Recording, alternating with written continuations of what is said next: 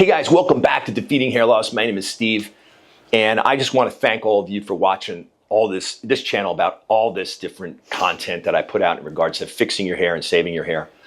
When I set out to deliver this content for you on YouTube, I made a promise to myself you would never have a bad word to say about another clinic that maybe I don't know, even if they are a bad clinic. I'd never say a bad word about a doctor, even if maybe they are a bad doctor or they just don't know what they're doing. I took that and kind of expanded that to where I'm not going to talk about regions of the country or places. I'm not going to talk about even countries. And today, I'm kind of sort of going to break that promise. I have to do this in order to help those of you out there that are trying to find answers to your hair loss. And obviously, this whole go to Turkey and get a hair transplant thing has been blowing up on social media. And I just want to give you my take. I am not going to say anything bad about Turkey. I'm not going to say anything bad about Turkish doctors. What I am going to tell you to think about, if you were raised by a mom, is when your mother tells you that if it sounds too good to be true, it probably is, think long and hard about that.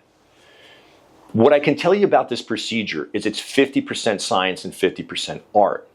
It is much more challenging to do than the industry wants you to think. Now, not to get off on a tangent, but the medical device companies, the companies out there that sell hair transplant clinics and pretty much doctors that have a medical license, an FUE machine, their narrative is much different than mine.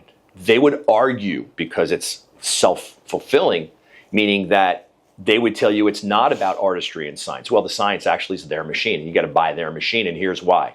1, 2, 3, 4, 5 reasons why you have to buy their machine. They're in the machine sales business. The more doctors, whether they're a real hair transplant doctor or not, doesn't matter. The machine does all the work, which is an out lie. It bothers me that plastic surgeons who do pass a plastic surgery exam, they become board certified, are sometimes kind of bamboozled into buying these machines because the sales organizations, who I know very well out there, are really good at selling these doctors machines.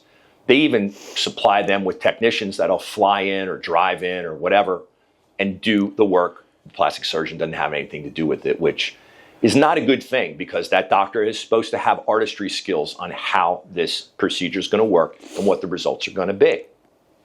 So it doesn't frustrate me. It's just, I just want to help you make sure you have the proper information to do your due diligence. So like in this country, I've talked about it before. Plastic surgeons, cosmetic surgeons, med spas, dermatologists that have never taken an oral or a written exam, that have never worked on patients in hair restoration, that have never gone through a fellowship. None of that. They just bought a machine. Well, guess what? The same thing can happen in other countries. So you have to be very careful out there, and including this country, with these real cheap hair transplants, because the first red flag of that, besides everything I just said, is that this money coming in is just incremental. These doctors don't do hair transplants full time by any means. So if they make $5,000, that's $5,000. If they make $10,000, that's $10,000.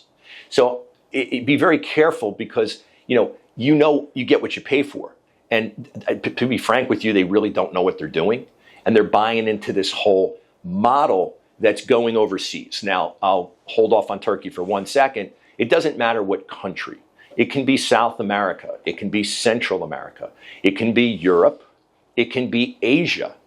It does not matter. It can be, I don't know what continent right now India's in, but as an example, there's some pretty good board certified, ABHRS certified doctors in India.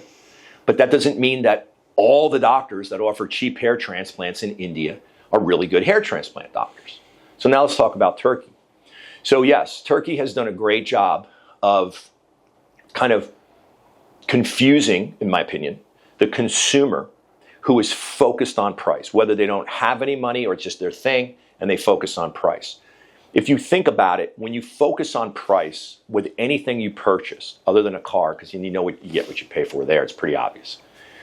If you focus on price, you start to kind of, drink the Kool-Aid, so to say, or you kind of try to convince yourself, well, maybe the other guy's charging more because he's greedy. Well, maybe the other guy's charging more because, He can, for whatever reason. It doesn't make any sense, but if you kind of confuse yourself, kind of pollute your mind with just that the cheapest price is the best, you fall into what this Turkish thing is going on right now.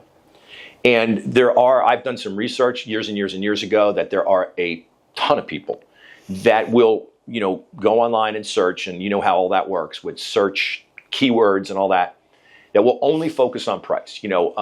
Plumbing cost, swimming pool cost, car cost, everything is about price. So with hair transplants, it's the same thing. You're searching and you're leading yourself down a path which all those keywords are driving you to a cheap hair transplant. So when it comes to Turkey, I am not saying there's no good doctors in Turkey. I'm not saying that they all do horrible work. But what I have seen, and by the way, I had a patient that I myself spoke to about a week ago. I was in a city in this country. He was from Saudi Arabia. Saudi Arabia, obviously, is in the Middle East. And he's about a 50-year-old guy. He was really nice. He really didn't need a hair transplant. He just needs to get on the medicine. And he was kind of confident, if I may say that. I think he was wealthy. And he was smiling, and he drove to this clinic, and drove in from maybe an hour away. And the first thing he said when he sat down and talked to me is, "My wife wants me to go to Turkey." And he smiled. That's the first thing he said. So I was like, that's not a good start. And then he got into, which kind of surprised me. He said, "Look, I was born in Saudi Arabia. I'm Saudi Arabian, and I have a ton of relatives and friends, and a lot of them have gone to Turkey." And then he sat back, and he was confident again with his next statement. He said, "About 2 out of 10 will do okay. 2 out of 10 will do okay." So those are not good numbers for me. Now, I'm going to do a bunch of videos. This is the first video I'm doing. It is not to slam Turkey. It applies to all foreign countries. I'm here to protect the United States because I live here too. And, if there's doctors out there, send me the comments, the questions about doctors that may be board certified that I can help sign off on, just like I do here, whether it's the West Coast, East Coast, North or South. As long as they're board certified doctors that do this full time, then you're in good hands. But when it comes to clinics like Turkey, it's a government subsidized industry. We'll get more into that, but it's government subsidized. And it's not just hair transplants. It's breasts for women. It's noses. It's faces. It's butts. You name it, they're doing it over that. It's a huge part of their economy. And of course, they get the US dollars coming over there. So everything that I've trained you, if you want to call it that, if you allow me to say, in regards to how to shop for a hair transplant, they break the rules. In regards to too many patients at one time, one day, doctors that really don't do much of anything, and no regulation. There's no way to know what that technician that's working on you did the night before, or are they even good at what they do. They take too many grafts to create this volume, and I'll talk more about that in other videos. The way they take the grafts, they want to create more holes because that means you got a better value. They don't want you to take medication, on and on and on and on and on. So here's what I would say to you, okay? Everybody has a friend who has a cousin who goes to the gym that knows someone that went to Turkey, got a great result. That's called an urban legend or an urban myth, okay? We've got to stop talking like that because you need to meet these people. You need to see their hairlines. On this video right now, I'll start with saying, I haven't seen a good hairline come out of Turkey yet, okay? So let's focus on what this really means, and let's focus on how not to get all your donor hair destroyed. This is just the start of me educating you and taking it to another level on this channel to help you and warn you. Do not put yourself in harm's way. And don't forget to like and subscribe.